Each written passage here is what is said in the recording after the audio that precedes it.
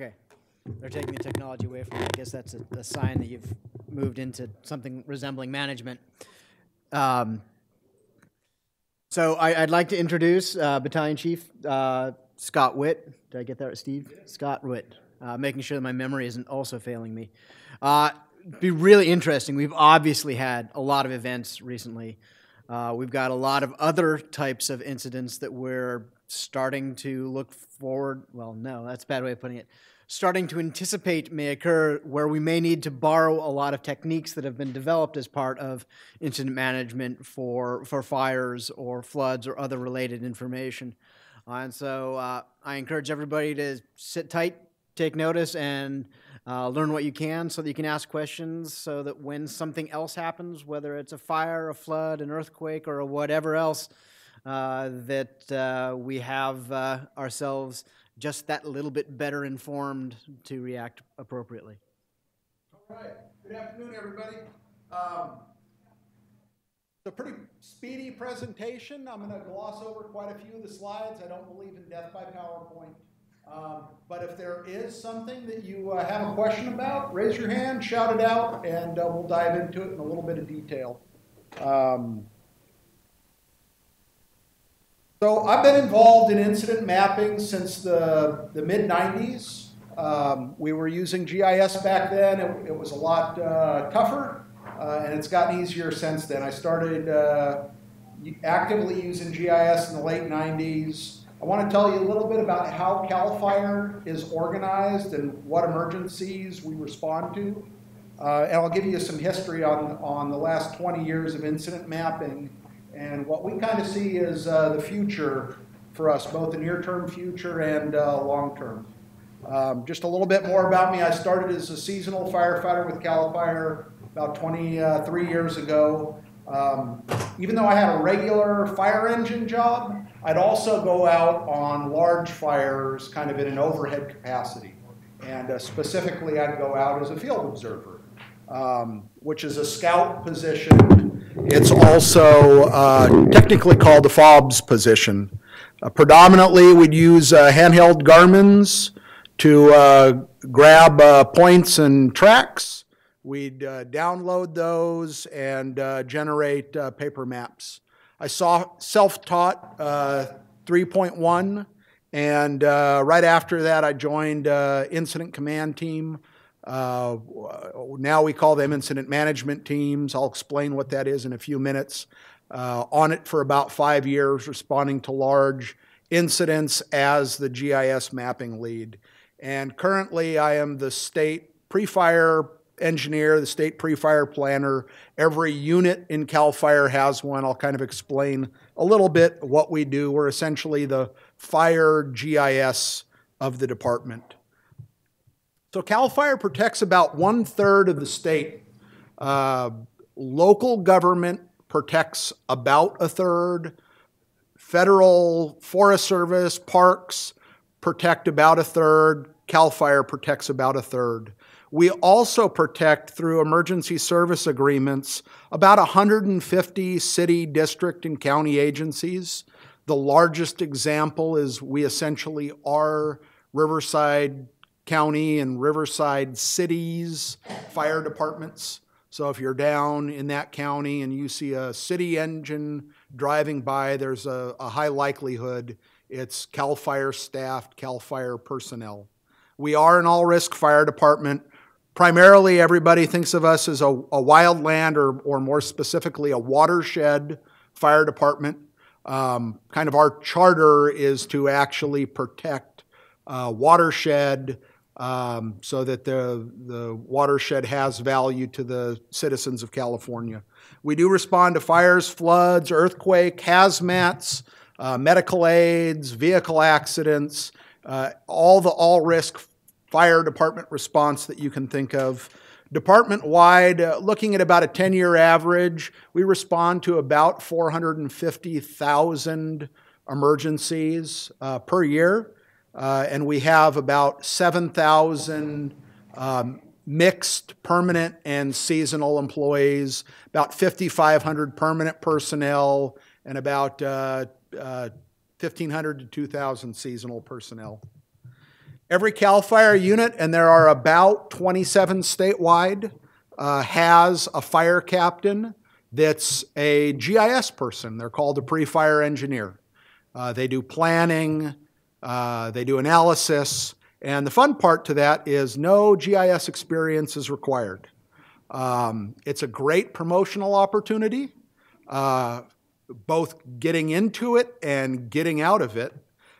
Typically, there's a 2-year commitment for it, and statewide, about every year, we have a third of that position turnover. Very difficult learning curve, and there's a high need for training those people. As you can imagine, the folks that get into the fire service aren't exactly wanting to be desk-bound in their career. So taking somebody that likes outdoors, hands-on, fixing things, breaking things, and then putting them behind a delicate computer in an office, it can go sideways sometimes. Bless you. Annually, CAL FIRE responds to, out of those 450,000 calls, we respond to about 5,400 wildland fires. About 150,000 acres burn on our protection lands every year. And we have a goal in CAL FIRE, and we do a dang good job of meeting it. And that's to keep about 95% of those wildland fires at 10 acres or less. We don't manage fires, we extinguish them. And the reason is because those fires occur on privately owned land. It could be privately owned timberland, it could be privately owned, as in everybody in this room that lives up in the mountains, protecting your property, but we don't have the ability in wildland fire season to have fires burning uncontrolled. So we aggressively attack fires to keep them small. And we have 3 terms that we use to describe kind of how we're doing that. The first one is our initial attack fires. We're going to hit them hard, keep them small, and they're going to be out within a couple hours. The next step up from that we call an extended attack incident. Typically, it's going to burn into the next day and probably be controlled shortly thereafter. What that means from a GIS mapping perspective is you're probably going to have fresh crews coming on the line the next morning that are going to need a map for situational awareness. They're probably not from that immediate area. That kind of map can probably suffice as a hand-drawn map, but we do have resources within our department to crank out a pretty good quality electronic map in pretty short notice. The final category is major fires, and that's what we saw last month in the news. And those are fires that are going to burn at least for a couple days and maybe even a week or two. And those are our largest fires, our most damaging fires. And what we saw in Napa, in Butte, in Yuba County, those are the fires that are going to burn houses. They're going to unfortunately injure or kill, and they're just going to cause catastrophic damage. So how do we control those? And how does the GIS person help out with that? So we use the term incident management, and we have incident management teams that are available to respond to any incident, but obviously, of course, wildland fires. We use the Incident Command System, or ICS. That's a federally recognized method of organizing an incident and the people at the incident to put the fire out. It expands to meet the needs of an incident. And what that means is people are going to use ICS, or the Incident Command System, if it's just one engine. There's going to be an incident commander and a couple worker bees, and it's going to expand out in the event that you have thousands and thousands of people assigned to a single incident. CAL FIRE currently has 6 incident management teams pre-assigned throughout the state. Those are ordered for those large, complex incidents, and there's usually about 50 people pre-assigned to those. Those are battalion chiefs like myself. Station captains, fire engineers, our fire engine drivers, in some cases our firefighters, and in some cases much higher ups in the department.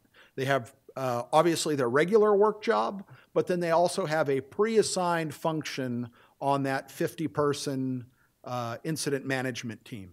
And they're organized together as a team. And what that means is I know who my boss is because I've worked with him before on a large emergency incident, and I know who my subordinates are. I know who's working for me. We know what our job expectations are. We work together really good, even though that's not our regular assignment, and good things happen. Fires go out, good productivity. What was interesting about this last go-around is you're typically on a 1-week standby, so every 6 weeks you're up, and then you have 5 weeks off. And if it gets real busy and the team before you gets activated, you're kind of on emergency standby, so you may be on for 2 weeks, a week of standby and a week of hard coverage. What we found with this set of incidents is out of our 6 incident command teams, we almost simultaneously activated 4 of them. And many of those key players, guess where they were in Northern California already? They were on a fire engine. They were commanding a part of the fire. They had a division or a branch that they were trying to control. So it would be difficult to extricate themselves out of that. Some couldn't. And it definitely made for a more exciting dynamic as those teams assembled to see who was there and who wasn't. The other thing that we also do with our incident command teams is we have equipment pre-assembled.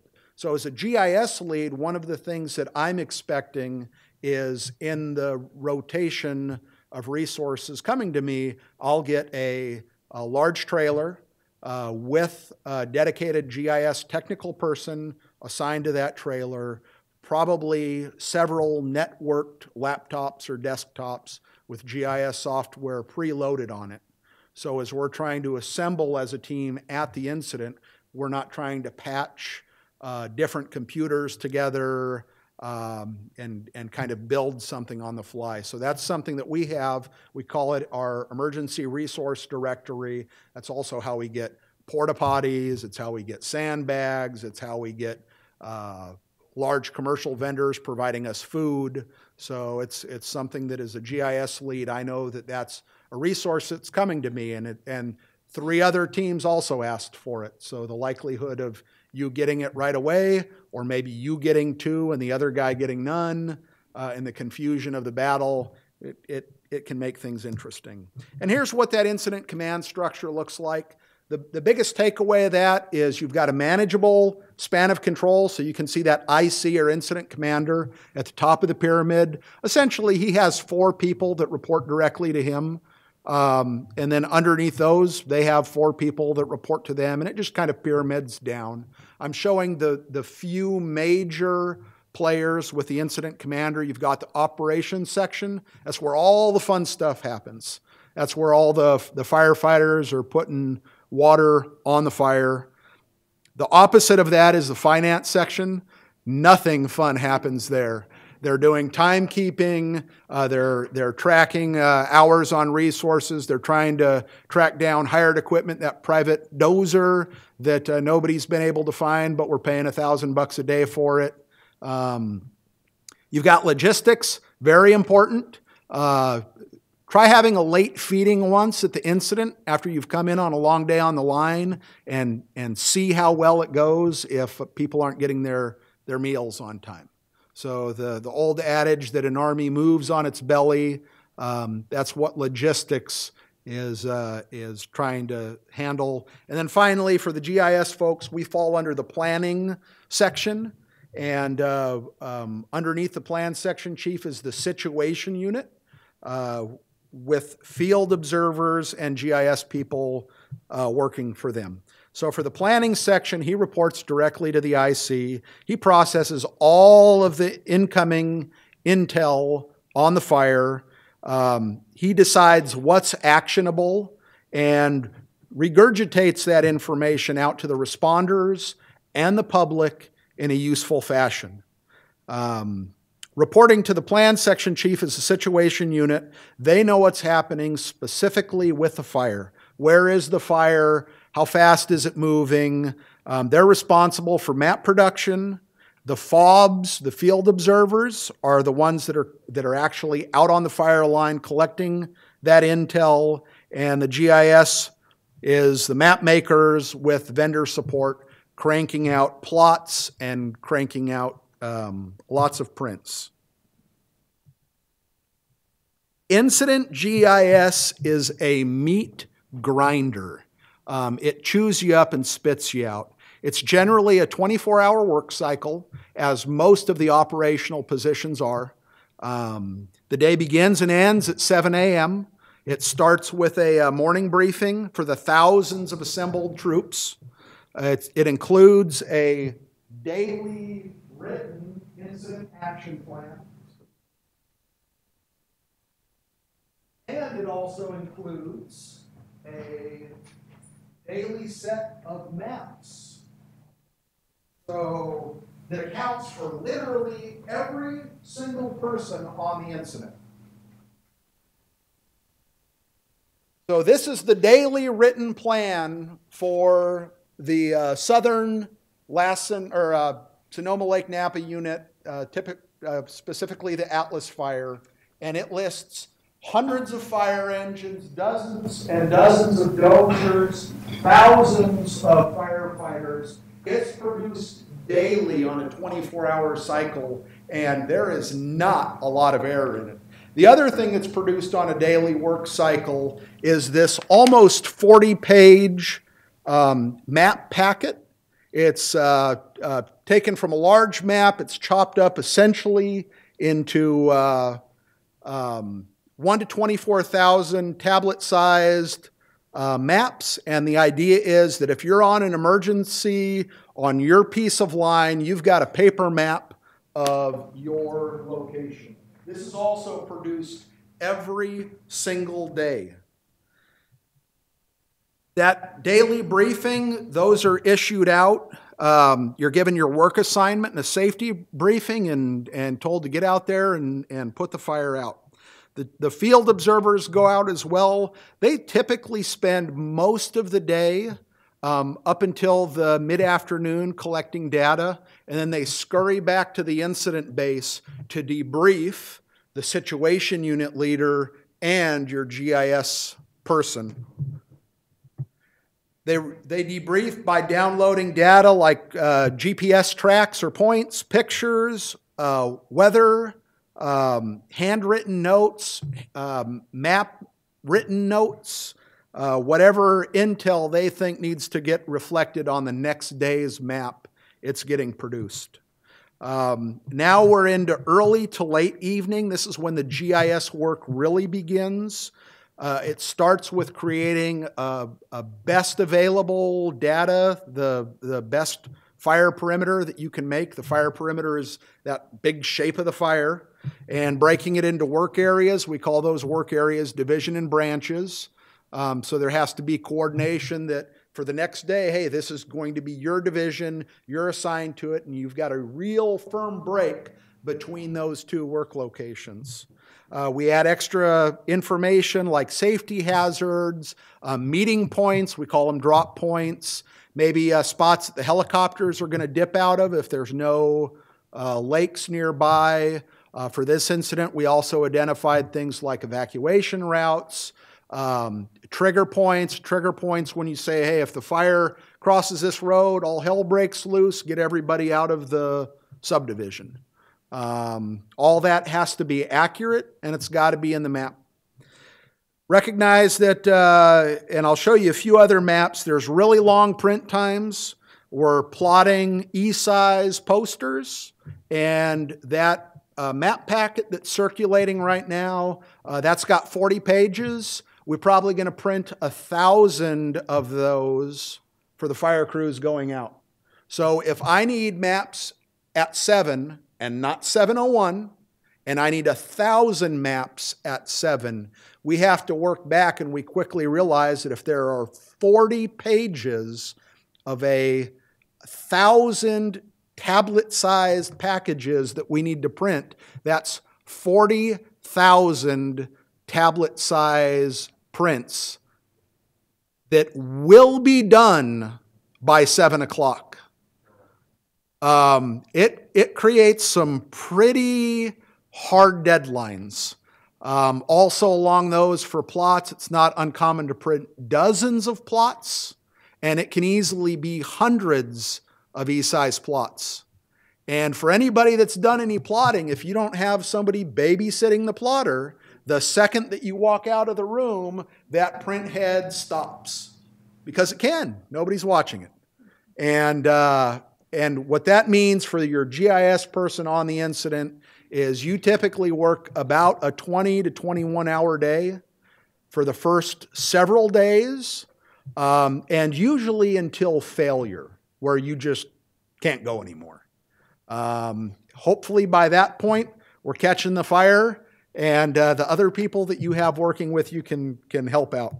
So here's an example of some of the maps. I just clipped out a little snippet of an operations map. This is a large plot. You can see some of the features in there. You've got drop points designated by DP. You've got divisions that you would be assigned to. So I can see division CC, Charlie, Charlie, in the bottom of the screen. I see different colors of fire line that tell me whether or not the fire is actively burning or if it's smoldering and probably under control. Just a lot of different things that are on there. Just like the map that we're passing around, we have an index page so that you can find yourself in those 40 different small tablet size prints. What's fun to see for somebody that makes a map is somebody that tears out only what they need, the 2 pages they need, and then they throw the rest away. But the other fun part on these maps, as you can see on the bottom, and these codes should still be active.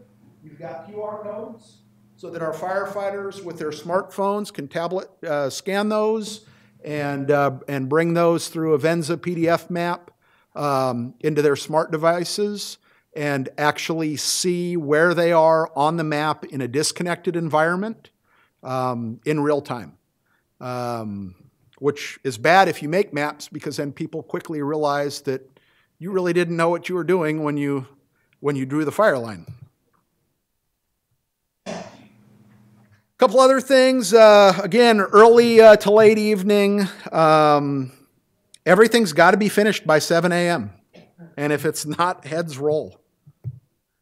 Along those lines, it's a very intense ramp up to that first produced map. It gets a little easier after that, but not much, especially when you have a fire really moving. And one of the worst things that can happen is when the fire burns off the map. It shouldn't be allowed, but it does. And you hear about it. So the fire typically begins with one GIS lead. It's not the pre-fire engineer, the fire captain that belongs in that unit, because he is either on vacation or on a different fire. So it's somebody from a neighboring unit. As the incident escalates, then eventually somebody is the GIS lead. A GIS trailer may show up, or you may do this GIS in a fire office somewhere. And as more support personnel arrive, you can start dividing that workload up. Okay, you have all the plots, you have the incident action plan, map package, and you can start kind of chunking out some of those duties. You have a tremendous amount of power supply and connectivity issues. The power will go out when you forget to save, which is once, and then you remember to save. Save early, save often. Connectivity becomes a problem. Usually starts off bad and gets a little bit better. We'll bring in satellite trailers that can provide us with a connection. Download speeds are great. Upload speeds are awful. And these maps, that map packet that's floating around, that's a 57 megabyte map packet. It's got to be at high resolution. It's got to be able to photocopy and print cleanly. Again, no sleep, really high stress with drop deadlines. It is actually highly rewarding if you survive. Um, you do a good job, and it's genuinely appreciated by command staff. If you do a good job, and then of course anything within the fire mapping world is you can have it quick, accurate, or pretty, but you only get to pick two. So it can be quick and accurate, but not very pretty. And unfortunately, our incident commanders generally want to see all three. So you kind of have to wing it. I'm going to talk very briefly about our Columbus Day wind event. I've got a couple slides that I'm just going to scroll through really quick. What I wanted to show you on this is you can see a couple small red dots. And what that is an infrared satellite. There's one called MODIS, at least that's the band, with large pixels. There's a new one out called VIIRS, VIIRS. The same infrared sensing, but it's got a much smaller pixel. Specifically, it's about a third smaller, which means it's about 9 times the resolution. And they both fly overhead about twice a day. So to start off, what you're looking at here are 2 weather graphs. You've got on the top that shows temperature in the red line, and you can see on the left-hand side of the screen, it's in the mid-70s and doesn't drop off much. You're pretty much looking from noon on Sunday, Columbus Day, to noon Monday, the 9th. So the middle is midnight, and you can see it doesn't drop much below the mid-60s. And the green line is the RH, or the humidity, and how dry the air is. Green, of course, doesn't show up that well on the overhead, and that is on the index is on the right-hand side. And you can see that 11 is kind of the middle number there. The top number is 15% RH. The bottom number is 7% RH. So it's in the low teens and single digits, which is dry, dry, dry. And the reason why the acres burnt, and unfortunately a lot of people died, is when you look on that bottom graph, about 6 o'clock in the afternoon, the red line shows sustained wind speeds of about 15 miles an hour. And this wind event only lasted about 10 hours, 12 hours, from about 6 in the afternoon until about 6 o'clock in the morning. If you can see the dotted green lines above the red line, those are wind gusts.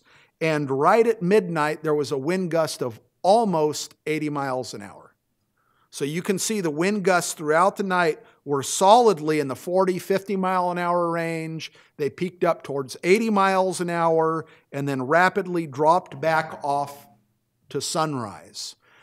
This was an intense north wind event, but it was also a relatively short north wind event. We can have them blow for typically 24 hours. But it was too late. The damage was done. So now to show you what that looks like,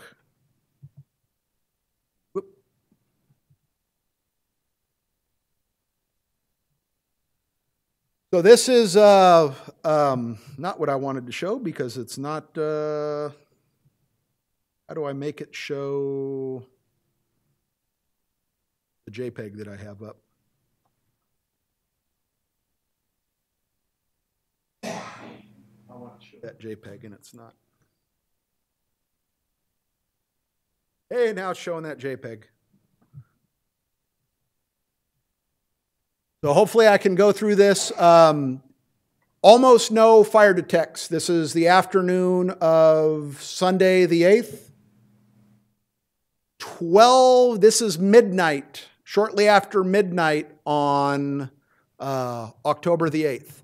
This represents somewhere between 100 and 150,000 acres burning statewide, essentially our annual total burning within this is about 6 hours into it, 6 to 8 hours into it. And then come that morning, so now we're a full solid 12 hours into it. The damage is done. We've got this essentially is our 9,000 homes burning. This is essentially our 40 plus deaths, our injuries, and tens and tens and tens, hundreds of thousands of acres burnt in one short shot. And then to continue, this is the end of the first day, second day, third day, fourth, fifth, sixth, seventh, eighth, ninth, 10th day, almost everything's out. 11th day, one or two little dots left, and it's done. So that's kind of how that fire burnt that first day from sundown to sunup when everybody's relaxing. Maybe they've got Monday off. They're at home asleep, and the world literally starts burning around them.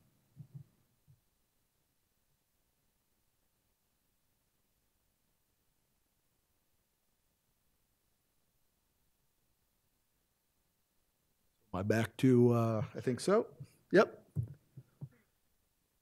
Couple other things. Again, remote sensing tools are important, but they don't replace boots on the ground. We can order infrared fixed-wing aircraft that typically come out of Boise.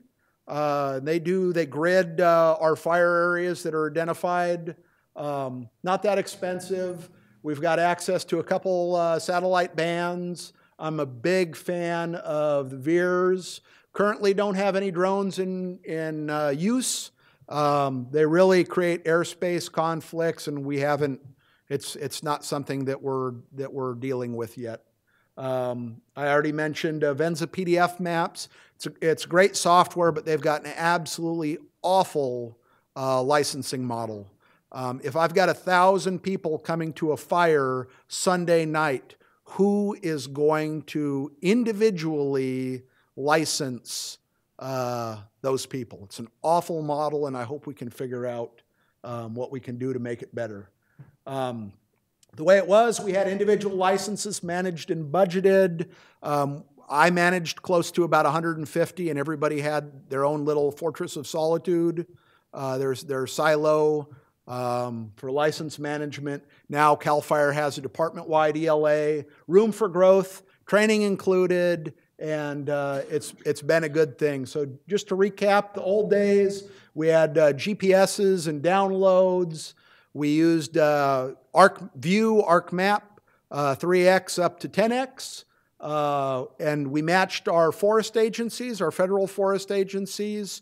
We did have some problems recently. We've custom built some tools that are very version specific.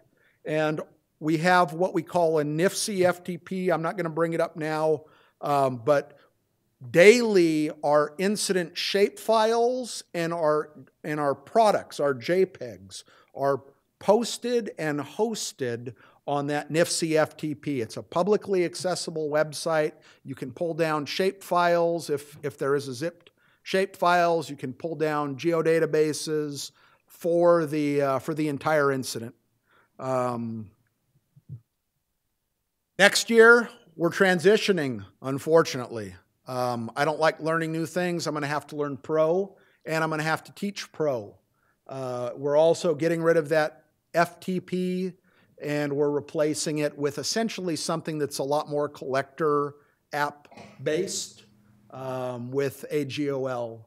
And then looking forward again, we're moving to collect more data quicker, easier, and lower cost. We have a tremendous training need for CAL FIRE. We've got to bring everybody up to speed on AGOL. We've got to bring people up to speed on Pro. And then, of course, we still need to rely on the old standby of GPSs and paper maps because those work. And it has to be that way. I'm going to skip the CalMapper talk because I think I'm pushing my... Yeah, we're right at the tail end. Yeah. And other folks have not started. Yes, I agree. Are you not mad, Mark, are you? Good.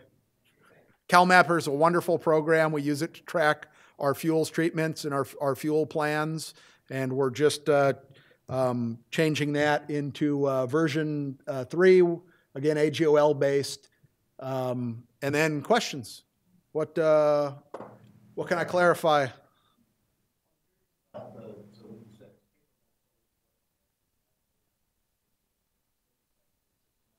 Non-paper alternatives? Oh.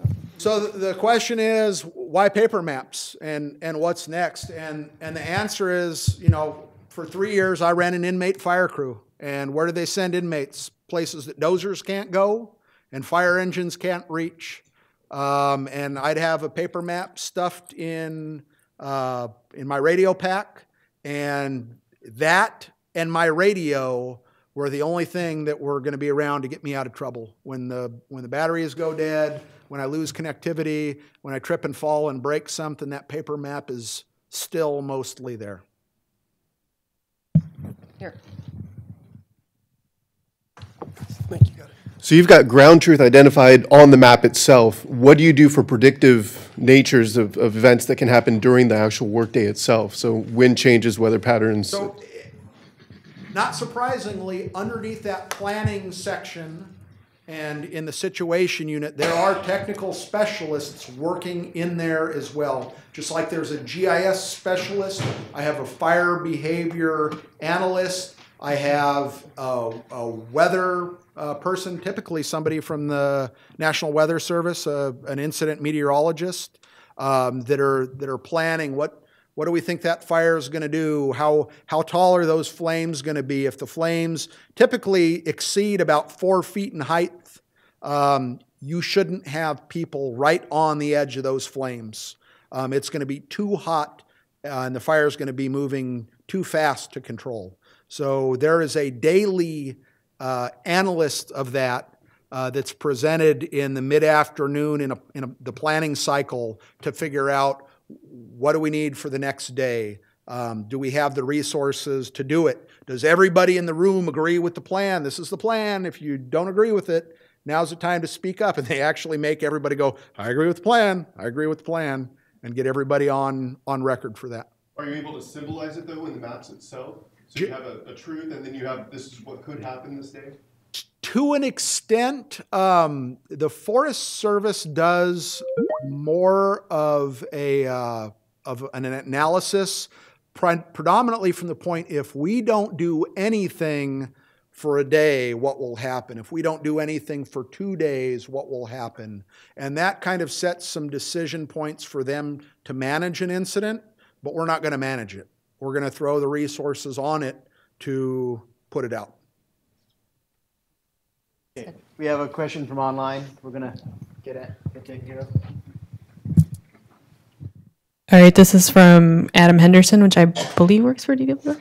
Or DWR. Yeah, DWR. His question is, CAL FIRE led our ICS for the spillway incident and helped us get up our GIS unit up and running. How can DWR GIS specialists get more training and real-world experience in ICS response? So the best answer for that is to, in that particular scenario, he worked probably with Chip Fowler, who was a pre-fire engineer out of the Butte unit, can steer to additional training. The Forest Service puts on incident-based GIS classes every year. There's a calendar of those activities, and then CAL FIRE, as we transition from 10X into Pro, we're also going to be providing training at the local unit level and beyond. And so would those be open to non-CAL FIRE people? Possibly. And the reason that I say that is because for somebody that's building a fire map, they probably would build a better map if they had an understanding of what is it that the firefighters need on the ground. Now, for a lot of those activities, that may not necessarily, if you're just creating a polygon and chunking it up, not for that. But we usually, for our fire personnel, they're going to need to be incident qualified. They're going to need to have a basic safety training. They're going to need to have approval from their supervisor to be gone for 2 to 3 weeks at a time. And they need to have that basic fire background. Thanks. If anybody needs to get a hold of me. Unknown participant is now joining. Thank you, Scott. It looks like we've had the rest of our folks trickle on back in from GeoJason. How did GeoJason go? Awesome. That's what I like to hear about open source, some of the open source or more interusable tools. Is Joel? There you are. Just to keep things rolling along. I guess technically I'm 2 minutes ahead, which is maybe unheard of. Nope, 3 minutes behind. Joel Dudas, Wild Cascade, DWR GIS for the Oroville Spillway to continue our thread of various forms of response to events that we'd rather have never had happen in the first place, but have to deal with once they have.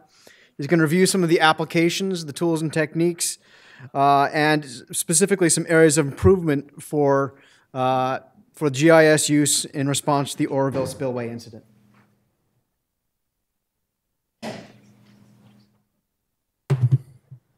So I hear this is working now, right? Online? Look at it. Let's see, where are we? Where is it?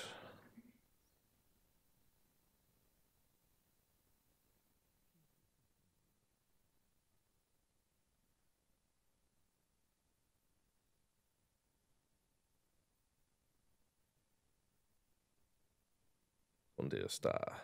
Oh, there, that must be it.